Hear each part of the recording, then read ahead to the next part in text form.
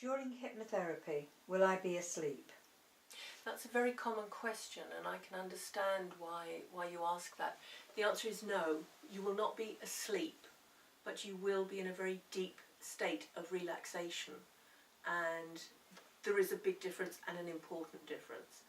So when I put you into that deep state of relaxation, generally I use what's called a counting down technique. It's quite a common one. I will count you down from 10 down to 1.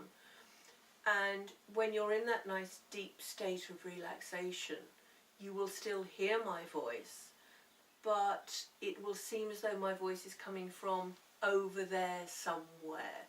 And it seems a little bit softer and a little bit dreamier than it would, whereas if you were asleep, you wouldn't hear a thing.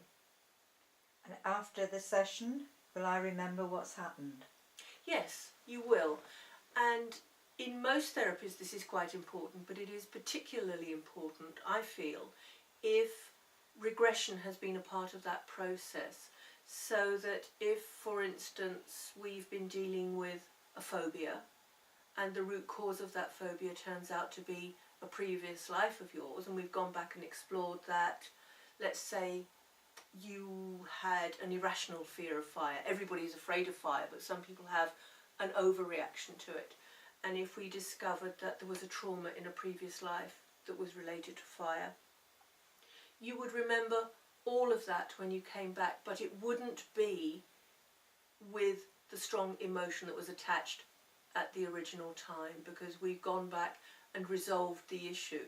So you remember the experience, you remember everything about it, but in a dispassionate way, in an objective way.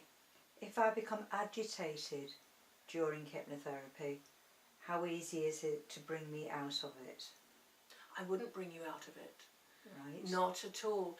Again, it all depends what sort of process we're going through.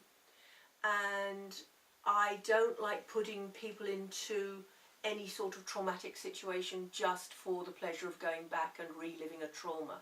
However, it can sometimes be that going back and discovering the root cause of an issue is an important part of the healing process, and that allows you to move on. Now, I've had clients, for instance, who have been waving their arms, who've been crying, who have been shouting, yelling, using very unladylike language, because that is part of the character that they were at that time, or it is part of resolving the issue.